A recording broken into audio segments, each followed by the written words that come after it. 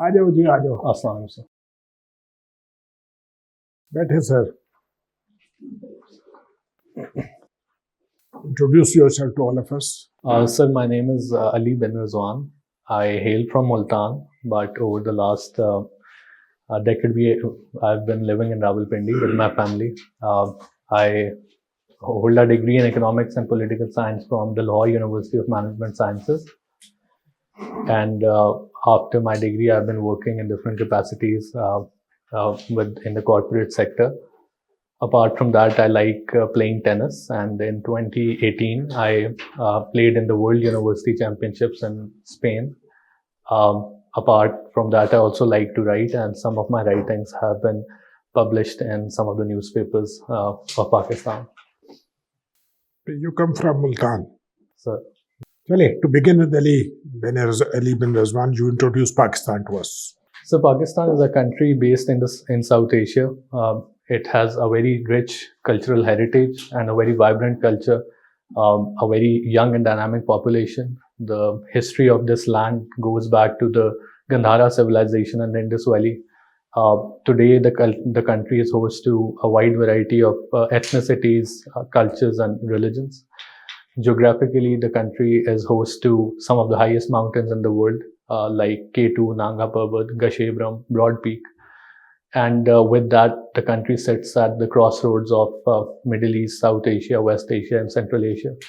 And that's has given a very important geopolitical stature to the country. What is the population of Pakistan? So it is 241 million. What is the area of Pakistan? I'm not exactly. What is the GDP of Pakistan? The GDP is around $340 billion. And what is the per capita income?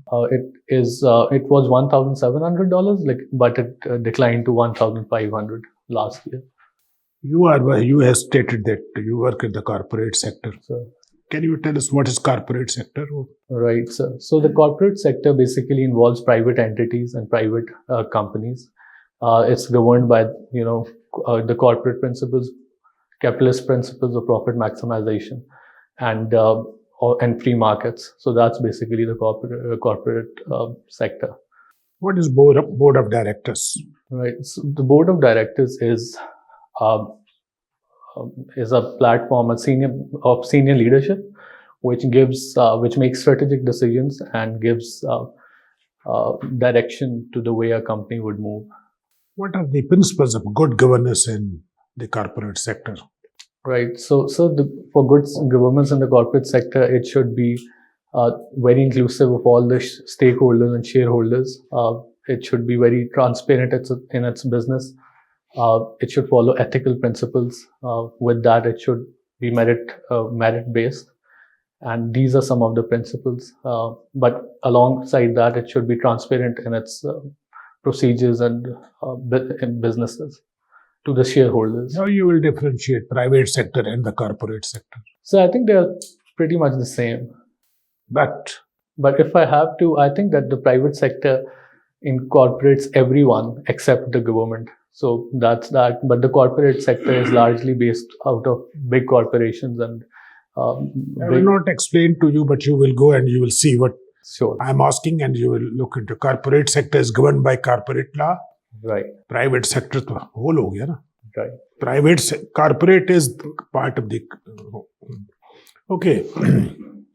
You tell me, how do you see this Hamas and Israel conflict? Because Hamas is as being alleged, it is a terrorist organization, one of the faction of one of the local political party, but it has made a very major dent in for the state of Israel. How do you see it? How do you analyze it?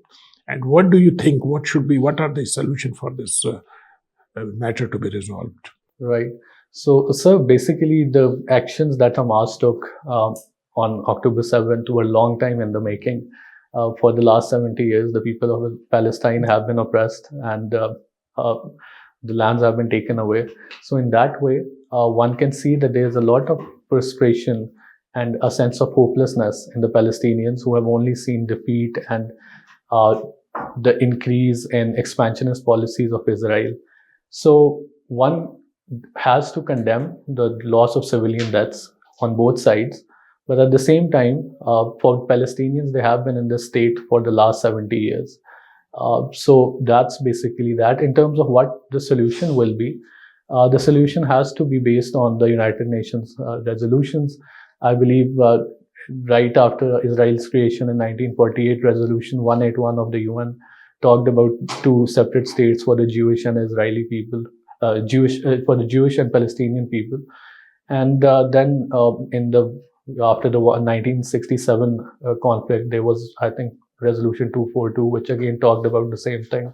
And after 1973 war, there was another UN resolution. So the resolutions are there, the way forward is there, and that's the only solution that can solve the issue of Israel and Palestine.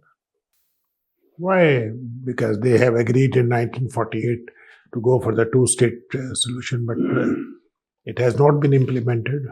So this does raise a number of questions. What are the hurdles? Right.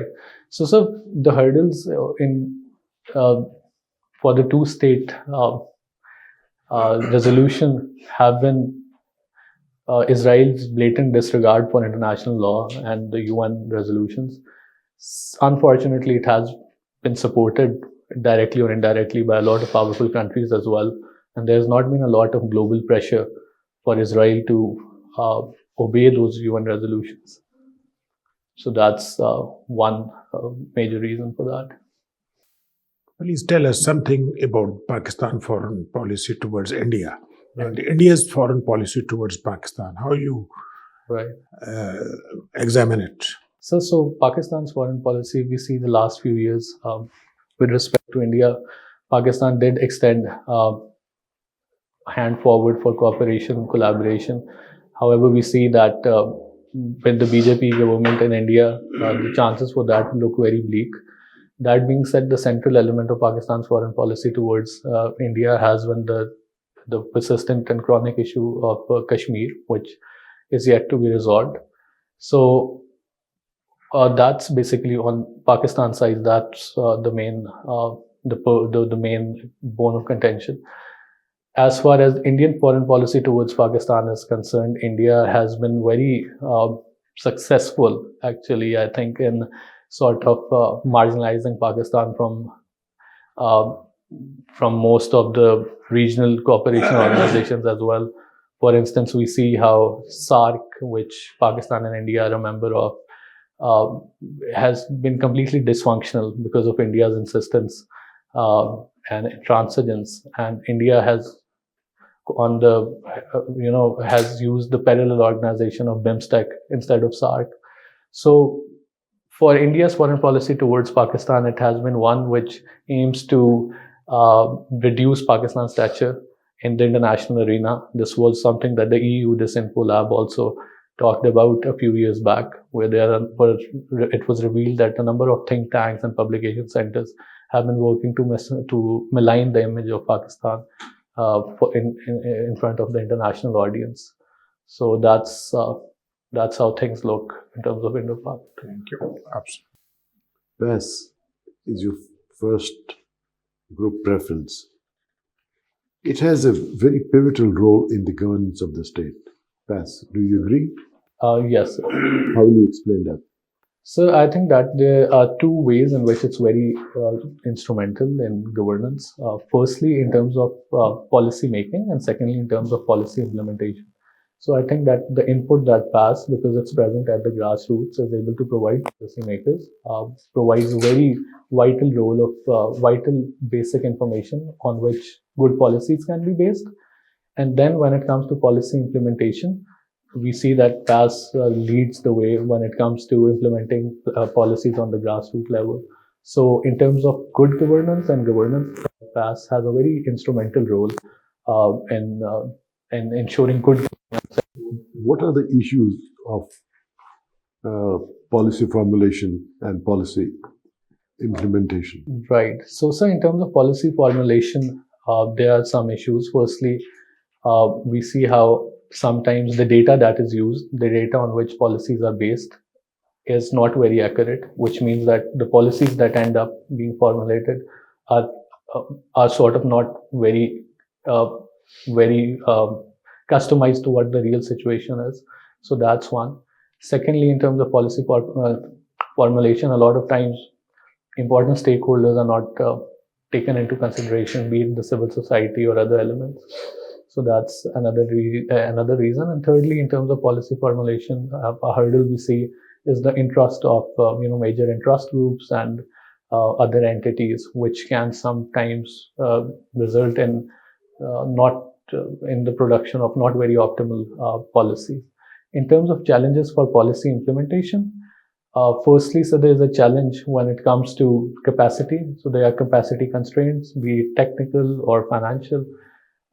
Secondly, in terms of policy implementation, we also see that a lot of times the end results are because they are linked. So if policy formulation has missed some important steps, then policy implementation is where it comes to the eye of everyone. Where is Strait of Hormuz? Right. So Strait of Hormuz is a very important choke point. Basically, it is right below Pakistan, and so there's a narrow strip of sea that goes into the UAE and Kuwait and that side. Connects which? The two Gulfs. Yes, the Persian Gulf, and I think the Arabian Sea to the Persian Gulf. Gulf of Oman. Yes, sorry. And the Strait of Malacca. Strait of Malacca is in the ASEAN region, so it's another important choke point near Philippines, Malaysia, and that part. And it's very important. Which seas it connects? So I'm not Sea of Philippines, but I'm not very sure. I'll have to look into that. How will you explain the foreign policy of Pakistan with respect to its neighbors? Right. So from the beginning, Pakistan's foreign policy has been based on the principles of mutual cooperation and understanding. However, Pakistan does face somewhat tricky situations with some of its neighbors, particularly India. Afghanistan is also another country. With Afghanistan, what is the problem? So in terms of, historically, we see Durand Line as the main issue, where Afghanistan claims that Afghan territory can stretch up to Attak. Now, the Durand Line is an agreement that the British had with the Afghan Amir of that time, Amir Abdur Rahman. So now the Afghan governments since 1947 have not really accepted the existence of Durand Line as an international border. So that's the primary bone of contention between the two countries. Welcome to CSPs Academy for CSS PMS preparation. CSS PMS तहरीरी इम्तिहान के तमाम मज़ामीन की online और on campus तैयारी के साथ साथ subject selection, assignment checking, class test, mock exam, individual teacher discussion और फीडबैक सेशन का इनकाद किया जाएगा। इसके अलावा FPSC की तजवीज़ करदा बुक्स से बने मयारी नोट्स और CSP पब्लिशर की बेहतरीन बुक्स मुहैया की जाएंगी। Register now at 0316 570 1593. Okay. As a deputy commissioner, what will you do to improve the environmental conditions of your area, Right. working area of the district? So that would vary from district to district. So, for instance, we see a district like Lahore or places near Lahore or in Punjab. So here, Okay, fine. What are the pros and cons of a parliamentary system? so sir, in terms of pros of parliamentary system, a parliamentary system is thought to be a very stable government where the prime minister has a majority in the parliament already. On the contrary, in a presidential system, a president is elected separately, and the House may or may not have the majority of his party, which can result in deadlocks. So that's the number one pro of a parliamentary system. Another pro of the parliamentary system is often said that it is better representative and can sort of present the aspirations of the people in a better way. However, there are cons of the parliamentary system as well, and that is that the government is essentially the office of the prime minister depends on the majority that the prime minister is able to have in the parliament. So if a few votes slip away, the government can fall altogether. Unlike the presidential system, where a president is likely to have complete his term unless he is impeached. Why do you seek perfection? So seeking, I think that attention to detail is a very important thing. But sometimes in a lot of tasks, if you seek perfection, you end up spending too much time and energy in the nitty-gritties. So I do feel that having a right balance is important, where you are paying attention to all the details, but at the same time, you should not let perfect be the enemy of good. Rizwan, what is the Constituent Assembly? So the Constituent Assembly is the assembly which makes the constitution. In case of Pakistan, the Constituent Assembly came into being right after Pakistan's creation. How was the member of first Constituent Assembly elected So or chosen? They were not elected. They were the members of the All India Muslim League and the leading political elites of the time who came together. And the preceding elections of India, 1946. When it was dissolved? Constituent Assembly was about to form the Constitution of 1956, and that's when problems arose with the Governor General Ghulam Muhammad, and it was dismissed. In which year? In 1956, I assume. 56 or 54? Oh, sorry. What are the three flaws in 1956 Constitution of Pakistan? So firstly, the 1956 Constitution gives a unicameral system. So, like for instance, 1973 one is a bicameral one. So that's one where the Senate is an important house because it gives equal representation to everyone. This is flaw number one. Number two. So the flaw number two, now with the benefit of hindsight, we see that the national language at that time was Urdu. So one can say that it would be nice if could have been better if the national languages could have been, let's say, 2 or 3. Bengali could have been one as well. So that is that. So what is diarchy system? So the diarchy system is a system of British constitutional concept. It's a British constitution concept. It was introduced in 1919, and basically it gives some powers to the lower, let's say, the provinces from the center. However, the center is still able to exercise influence over those. Would you like to tell me name a few powers that has been transferred to provinces or legislative assemblies? So things like education, health, forestry, these sort of things were given to the provinces, while major things like. So why did Congress resign in 1939? In 1939, the Second World War started, and India and the British entered the war, and with that, because India was a colony, entered the war as well, and without any participation or any consent of the Indian people. So as a statement. And when did Pakistan join Baghdad Pact? Pakistan joined the Baghdad Pact around 1955. 55. And when was it renamed? Baghdad Pact. So I think that it was renamed as CENTO. What is the total remittances in financial year 2022-23? So the remittances, I think, have been $27 billion. And what was in the previous year? They were higher, around 30 billion. So what are its reasons that the amount of the remittances has been declined? Yes. So there are a couple of reasons. Firstly, there has been a general economic slowdown in the global economy, and because most of the remittances come from Western countries and the Middle East, so that has went. What were the 3 major clauses of Sulh Hudaybiyah? So one clause was that Muslims would return to Medina, and they would come back the following year.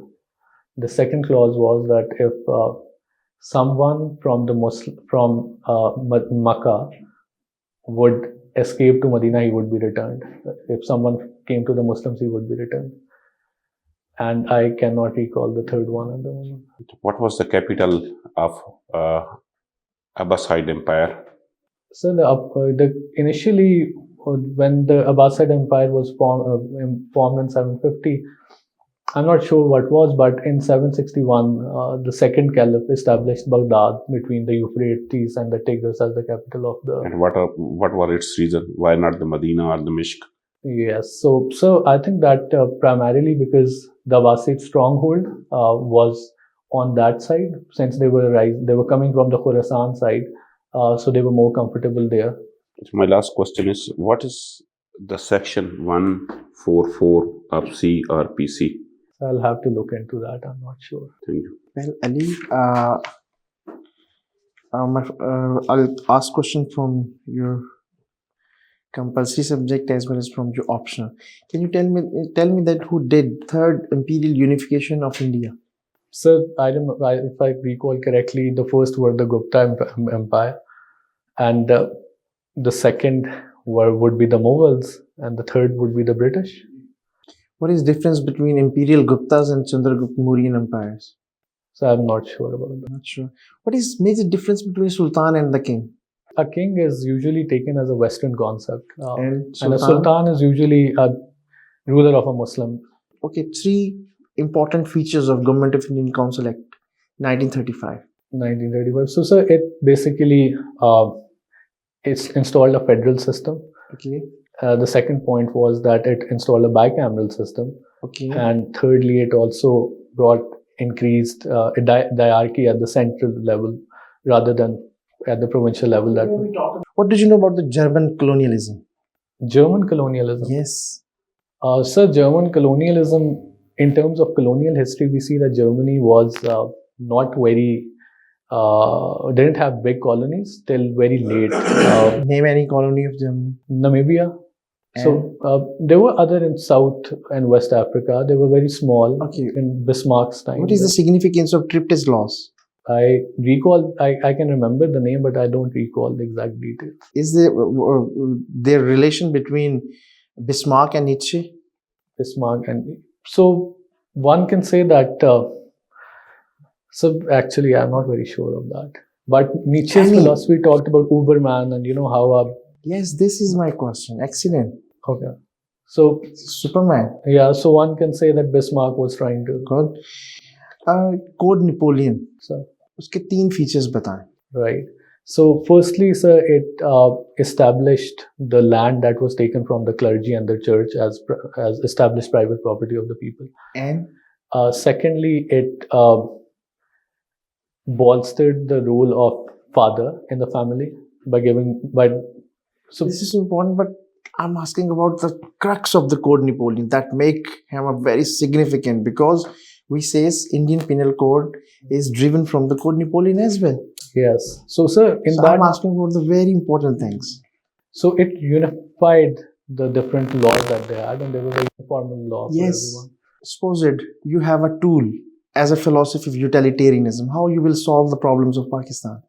So, sir, in terms of utilitarianism, it is argued that the policies which should be adopted should be the ones that are able to serve the greatest number of people, the greatest good.